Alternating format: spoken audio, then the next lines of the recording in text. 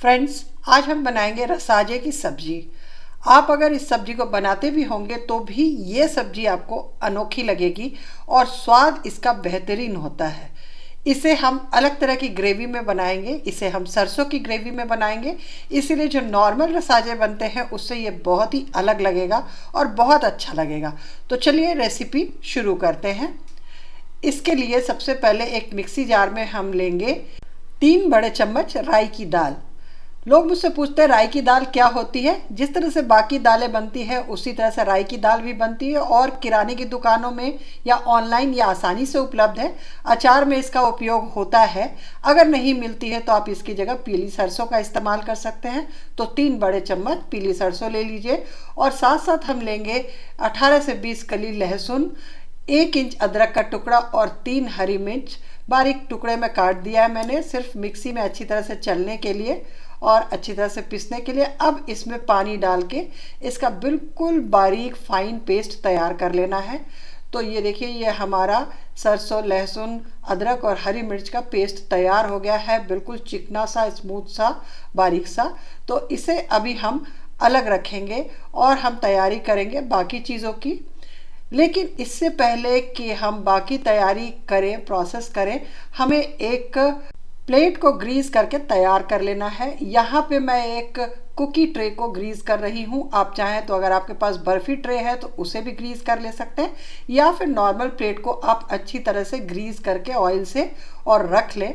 क्योंकि आगे जो हम बनाएंगे उसके बाद हमें समय नहीं मिलेगा उसे इसमें पलटने के बीच में, तो इसीलिए इसे ग्रीस करके पहले रख लें। अब हम एक बोल में लेंगे 1 कप बेसन और यहाँ पे है 1 कप पानी। हमें इस बेसन का बैटर तैयार करना है बिल्कुल लंप फ्री, तो थोड़ा थोड़ा पानी मिला करके हम इसका बैटर तैयार करेंगे। एक बार में हम ज़्यादा पानी नहीं डालेंगे, नहीं तो हम लम्प्स नहीं हटा पाएंगे। गाढ़े घोल में लम्प्स आसानी से हट जाते हैं। एक बार ये चिकना हो जाए तो बाकी पानी मिलाएंगे। टोटल हमें 1.25 कप पानी इसमें मिलाना है। तो अभी हमने इसमें 1 कप पानी डाल दिया है। जब यह बैटर बिल्कुल स्मूथ सा हो जाए तो हम इसमें डालेंगे 1/4 चम्मच हींग, आधा चम्मच कश्मीरी लाल मिर्च पाउडर, आधा चम्मच धनिया पाउडर, आधा चम्मच ही हम डालेंगे इसमें हल्दी पाउडर और हम डालेंगे आधा चम्मच से थोड़ा कम नमक। अब हम इसमें डालेंगे 1 बड़ा चम्मच सरसों वाला मसाला। इन सभी चीज़ों को हम इसमें अच्छी तरह से मिला लेंगे। हमारा घोल तैयार हो गया है, लेकिन इसमें हमें अभी थोड़ा पानी और मिलाना है। जैसा कि मैंने कहा 1.25 कप पानी हमें इसमें डालना है। तो अभी जो 1/4 कप बचा हुआ है पानी का वो हमें इसमें मिला देना है। तो ये मिला रही हूँ मैं 1/4 कप पानी और इसका घोल तैयार करना है। घोल ना बहुत गाढ़ा होता है इसका, ना ही बहुत पतला होता है। मैं आपको दिखलाती हूँ। ये देखिए, ये है इसका घोल, बिल्कुल पानी जैसा भी नहीं है और बहुत गाढ़ा भी नहीं है। तो ऐसा घोल तैयार कर लेना है हमें। अब हम एक पैन को ग्रीस कर लेंगे। इसमें आप ज़्यादा ऑयल ना डालें, नहीं तो रसाजे जो है वो तलने के समय फटने लग जाएंगे। तो थोड़ा सा ग्रीस कर लें ताकि बेसन चिपके नहीं, फिर भी थोड़ा बहुत तो चिपकता ही है।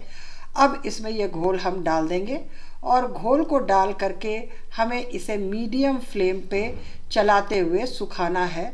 बिल्कुल लंप बना लेना है, यानी कि जिस तरह से आटा इकट्ठा होने लगता है उस तरह से हमें इसका लंप बनाना है। तो अभी ये धीरे धीरे धीरे धीरे चलाते हुए बनेगा और कंटिन्यूअसली चलाना है, नहीं तो आप देखेंगे कहीं कहीं पे ये पतला सा रह जाएगा, कहीं कहीं पे मोटे मोटे लम्प्स बन जाएंगे। तो इसे लगातार चलाते रहना है। थोड़ा टाइम लगता है, ज़्यादा टाइम नहीं लगता है इसमें। तो मीडियम आंच रखना है और इसे चलाते रहना है। तो ये देखिए, ये बिल्कुल गाढ़ा होने लग गया है। बहुत तेज़ आंच पे अगर आप करेंगे तो संभालना मुश्किल हो जाएगा, इसीलिए आंच को मीडियम रखें। अब देखिए, ये काफ़ी हद तक ये लम्प्स बन गए हैं और ये जमने के लायक अब हो चुके हैं। तो थोड़ा सा इसे और चला लेंगे और चलाने के बाद इसे हमें उसी ग्रीस्ड प्लेट में पलटना है जो हमने इसके लिए तैयार किया है। अभी इसे चारों तरफ से हटा लेंगे और आप देख सकते हैं कितना चिकना सा, कितना बढ़िया सा ये तैयार हुआ है। मतलब इसमें आपको कहीं भी लंप नज़र नहीं आ रहा होगा देखने से ही। तो अब इसे हमें इस प्लेट में, जो ग्रीस्ड हमने प्लेट लिया था उसमें डाल देना। देखिए, इतनी देर में भी ये थोड़ा और सूख गया। तो इसे जल्दी जल्दी अभी फैलाना होगा।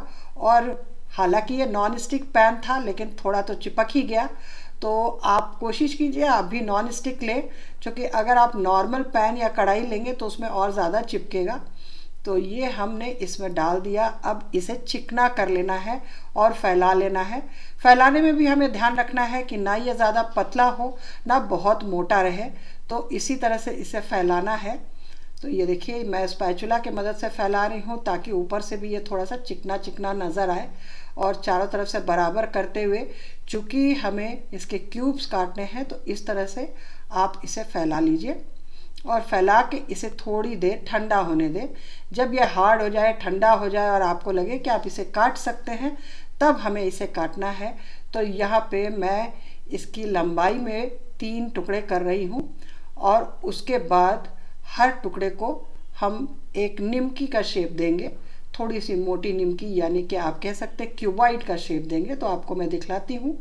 अब इसे छोटे छोटे क्यूबॉइड्स में काट लेना है, इस तरह से लंबे लंबे क्यूबॉइड्स में। वैसे शेप आपकी मर्जी पे है, आप जैसा भी शेप काटना चाहते हैं वैसा आप काट सकते हैं। इस तरह से काटने से देखने में भी अच्छा लगता है और बनाने के समय भी आसानी से बनता है। तो ये देखिए ये हमारा जो पहला वाला जो हमने एक लंबाई का रिबन काटा था उसमें से ये शेप्स निकल गए हैं। इसी तरह से बाकी 2 रिबन्स के भी हमें शेप काट लेने हैं। तो ये दूसरे वाले का भी शेप कट चुका है और मैं इसे आपको दिखलाती हूँ, दोनों साइड से दिखलाती हूँ। ये देखिए इस तरह से आपको मिल जाएंगे रसाजे।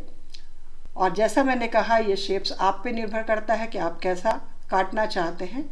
तो ये हमने शेप्स तो काट लिए, इन्हें अभी हमें तलना है।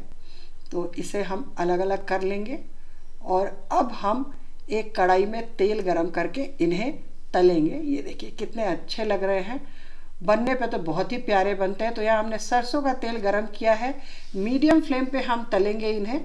तो ये देखिए ये रसाजे हमने डाल दिए और इन्हें हमें तल करके निकालना है, थोड़ा सा गोल्डन ब्राउन कर लेना है। तो दोनों साइड से जब ये गोल्डन हो जाए तब हम इन्हें निकालेंगे। शुरू में आप इसे थोड़ी देर तलने दें, थोड़ा होने दें नीचे से गुलाबी, तब आप इसे पलटें। तो इस तरह से पलट पलट करके हमें इसे दोनों साइड से गोल्डन ब्राउन कर लेना है। अब देखिए इसमें ऐसा ही शेप अच्छा लगता है और इसे एक तरह से मैनेज करना बहुत आसान होता है, इसलिए आपको भी मैं कहूँगी ऐसा ही शेप काटें। वैसे आपकी मर्ज़ी, आप जैसा भी काटना चाहें आप काट सकते हैं। तो ये देखिए एक लॉट हमारा करीब तल चुका है, तो इसे अब हम अलग कर लेंगे। ये देखिए लग रहा है ना प्यारे से। अब आप इसे भी स्नैक्स की तरह खा सकते हैं, लेकिन यहाँ मैं किसी को स्नैक्स की तरह खाने नहीं दूंगी और पूरे की सब्जी बनाऊंगी। तो ये देखिए ये तल चुका। अब दूसरा लॉट भी डालेंगे और इसी तरह से जितने भी हमने रसाजे तैयार किए हैं सभी को हम तल लेंगे। और बहुत सॉफ्ट बनते हैं, इसलिए मैंने कहा कि आप जो पैन लेंगे उसमें आप ज़्यादा तेल ना डालें, नहीं तो संभालना मुश्किल हो जाएगा, क्योंकि वो सब टूट के बिखर जाएंगे तलने के समय। अब ये हमारे रसाजे तल चुके हैं। तेल बहुत ज़्यादा है तो तेल को हम थोड़ा कम कर लेंगे और इसमें हमें अब ग्रेवी बनानी है। तो ये हमने तेल को कम कर लिया है। अब जो तेल दिख रहा है इसमें हम डाल देंगे ये सरसों वाला जो पूरा बाकी बचा मसाला है उसे। जो मसाला हमारा कटोरे में लगा है उसे भी हम धो करके और इसमें डाल देंगे और इसे हमें थोड़ा सा भूनना है।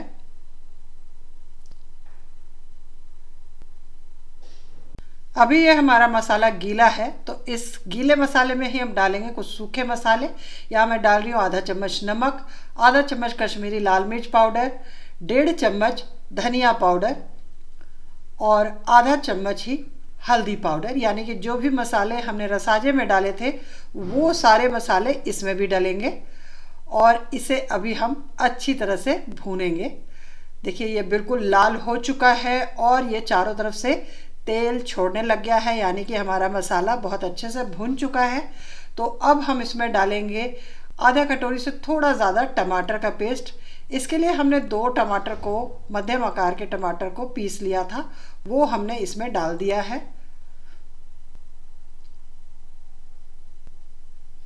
अब इसी तरह से इसे भून करके अब हमें इसमें डालना है पानी। तो हमारी ग्रेवी में ये सारी चीज़ें ही डलनी है।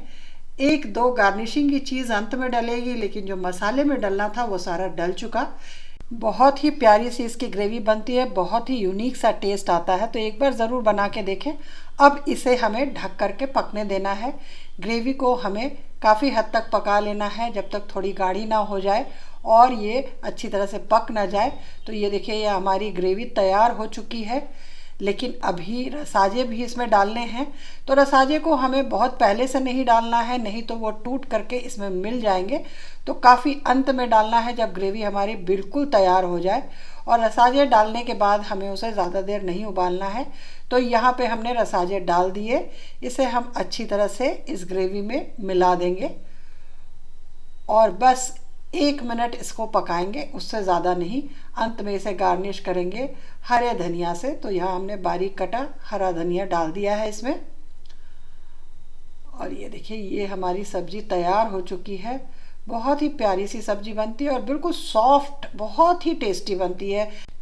जब तक आप इसे नहीं बनाएंगे तब तक आप इसका टेस्ट समझ नहीं पाएंगे। आप चाहें तो इसे हरी मिर्च से भी गार्निश कर सकते हैं, लेकिन मैंने ऑलरेडी 3 हरी मिर्च इसके ग्रेवी में डाल दी है, तो मैं अलग से और हरी मिर्च इसमें नहीं डाल रही हूँ। अब देखिए, सर्व करने के बाद ये कितनी प्यारी दिख रही है, आप देख सकते हैं। तो अगर आपको ये रेसिपी अच्छी लगी हो तो इसे लाइक कीजिएगा। बनाने के बाद अच्छी बने तो इसे शेयर भी कीजिएगा और अपना फीडबैक भी दीजिएगा।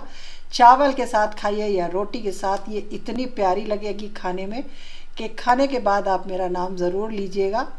मिलते हैं एक नई रेसिपी के साथ एक नए वीडियो में। और हाँ, आप चैनल पर नए हो तो चैनल को सब्सक्राइब कर लें।